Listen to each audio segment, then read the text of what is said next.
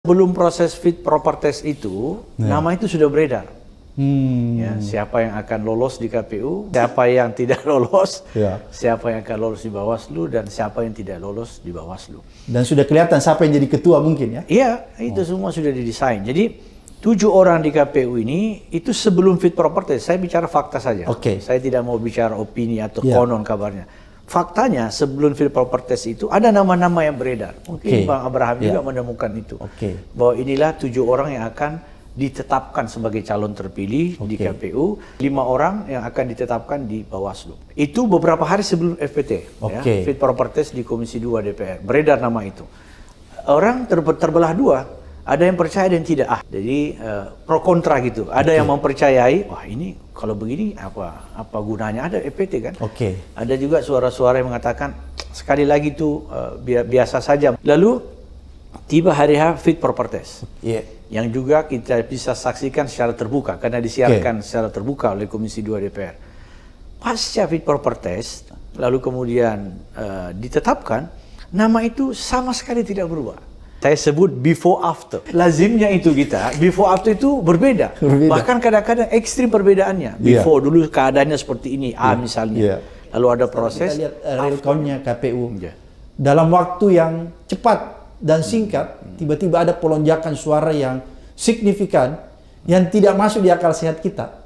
Ini lagi-lagi apa yang terjadi, Prof? Saya mau komentari Sirekap dulu. Sirekap itu sekali lagi adalah alat bantu aplikasi yang dibuat oleh KPU sebagai cara menyampaikan kepada publik pemilih bahwa inilah hasil pemilu. Anda bisa mengikuti. Ya. Tapi sayangnya Sirekap itu tidak berhasil meyakinkan kita sebagai pemilih, ya, sebagai orang yang kedaulatan suaranya dijamin oleh konstitusi, bahwa Sirekap ini benar-benar mengawal kemurnian suara pemilih mulai dari TPS. Nah, pergerakan surat suara itu kan dari TPS tanggal 14 Februari, terus ke rekapitulasi kecamatan. Nah, pada saat dari TPS itu hampir tidak ada masalah. Ya, pengalaman saya 5 tahun di Bawaslu dan 5 tahun di DKPP, orang jarang berani melakukan kecurangan di TPS. Bahasa saya sejuta mata memandang. Di situ kan di TPS pasca jam 1 ketika dihitung, direkap suara, itu orang nggak berani itu petugas KPPS mencoba merubah dari si A jadi si B, dari partai A menjadi si B. Karena orang bisa langsung melakukan koreksi. Pada saat itu masyarakat kan bisa melihat tuh penghitungan di TPS. Nah, hantu pemilu mulai muncul ketika proses rekapitulasi kecamatan. Ini hantu pemilu Bang Abraham dengan ayat kursi nggak kabur. Independensinya biarkan diaudit oleh lembaga ini. Apakah benar Sirekap ini Anda sudah persiapkan dengan baik? Atau seperti tuduhan kebanyakan orang. Kan KPU menyatakan tidak mau diaudit. Bagi saya big question. Pertanyaan besar, kenapa Anda tidak mau diaudit? Kalau tidak ada sesuatu yang Anda khawatirkan untuk diketahui publik secara fair, kenapa Anda takut diaudit gitu loh? Partai-partai besar dan capres, ada capres kalau tidak keliru nomor 1 dan nomor 3 sudah meminta secara formal ya dengan surat supaya Sirekap ini diaudit. Tapi KPU sudah menyampaikan pesan, tidak mau diaudit. Coba, mana ada jejak digital? Ada satu pun lembaga survei yang memprediksi dia lolos. Ini kalau kita mau bicara lembaga survei. Nah, dari semua jejak digital, lembaga survei itu tidak ada satu pun yang memprediksi kelolosannya PSI. Terus tiba-tiba lolos. Anda lihat hari ini, ya. Ya, saya tidak mendahului Tuhan, PSI akan lolos. Lolos dengan hasil yang lolos. Dia akan melampaui 4% sebagai syarat undang-undang untuk lolos parliamentary threshold. Tapi pertanyaannya, kelolosannya ini harus kita kejar, harus kita minta pertanggungjawaban. Harus dipersoalkan. Dan saya berharap Presiden juga mengeluarkan pesan yang sama. Tapi faktanya, hak angket ini tidak semudah yang kita harapkan. Kan kita harapkan masyarakat sekarang ini kan hak angket. Bisa menjawab kegalauan kita, kerisauan kita, keraguan kita, ketidakpercayaan kita terhadap proses dan hasil pemilu. Nah, sebenarnya pemilu ini berintegritas itu ada dua. Ada dua cara kita memberikan nilai. Pertama hasilnya. Bahwa dia benar-benar dari TPS suara itu dikawal secara berjenjang. Ya. Rekapitulasi kecamatan, kabupaten, provinsi sampai pusat itu tidak berubah. Dari misalnya Pak Abraham yang sebagai pemilik suara mayoritas di TPS itu terus sampai penetapan di RI. Konstan ya? Konstan, tidak berubah. Nah, jauh lebih penting adalah menilai proses daripada menjaga konstannya suara itu.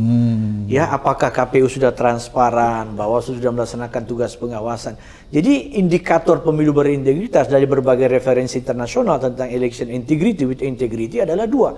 Berintegritas hasilnya, tidak berubah suara sejak TPS sampai penetapan, dan berintegritas prosesnya. Nah, salah satu ukuran integritas proses itu kalau komplain orang itu diperhatikan oleh penyelenggara. Oke. Nah, kembali kepada hak angket. Hak angket ini adalah sesuatu yang memang sudah diatur oleh konstitusi. Oke. Ya, sama dengan istilah saya tadi. Kalau tidak salah, kenapa harus panik gitu loh? Iya. Nggak usah takut. Kenapa partai-partai yang mengusung misalnya 02 kan, sekarang yang beberapa partai, kalau saya baca itu agak ada kepanikan gitu, ada ketakutan gitu, wah tidak perlu begini, sudah ada Bawaslu, ada Mahkamah Konstitusi.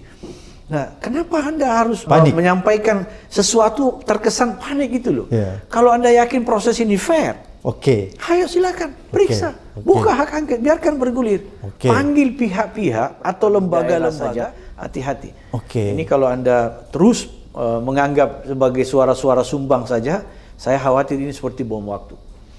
Ya, masyarakat akan menggunakan cara-caranya, walaupun resikonya sangat tidak kita harapkan. Kalau hak angket menurut saya, ini seperti dengan film India. Film India itu kita sudah tahu. Dari mulai direkayasa, kita tahu endingnya. Saya mau cari kalimat itu. Jadi angket ini, sependek pemahaman saya dalam mengkaji sampai 3 tingkatan ilmu politik, tidak akan lanjut. Kalau prediksi Prof ya? Tidak akan lanjut. Dia akan menjadi wacana saja. Karena ya ada satu partai yang menurut saya yang disebut-sebut sebagai kita harapkan memimpin lokomotif itu sikapnya belum tegas juga. Mbalelo. Kira-kira bahasanya begitu kan. Gitu. Tidak tegas juga kan, dan tentu itu juga untuk menggulirkan hak angket itu secara serius itu kira-kira. Iya, betul.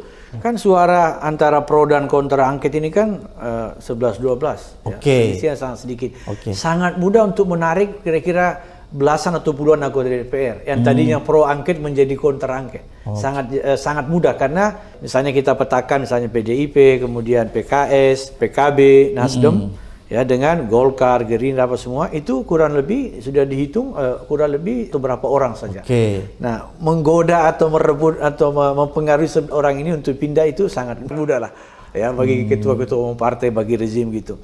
Jadi menurut saya, sekali lagi saya termasuk orang yang tidak terlalu yakin angket ini akan bergulir gitu ya. Tidak mau berharap nanti kecewa.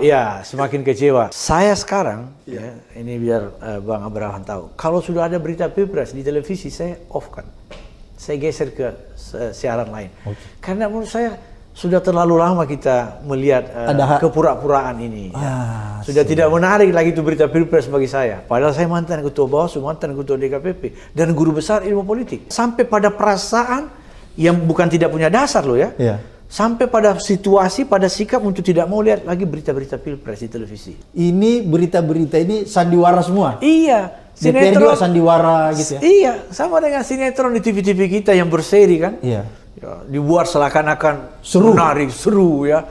Tapi endingnya kita sudah tahu, dia mengancam ini proses-proses pembangunan, proses-proses pemerintahan. Menjadi tidak legitimate ya? Jadi tidak legitimate. Ya, tapi kita juga tentu mengetahui bahwa proses-proses pemilu ini, Pilpres khususnya ini kan karena kepentingan partai politik. Ya, jadi ketua-ketua umum partai juga ini kan punya kepentingan. Ya, misalnya kenapa misalnya harus memilih Gibran? Ya, disandra ya, Prof? Ya, saya kira banyak kajian ya. Mereka sayang ya. Harusnya juga negarawan, tidak hanya politisi itu ketua umum partai.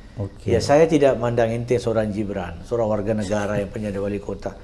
Cuman kita masih banyak kok orang-orang yang cerdas, orang-orang yang kredibel.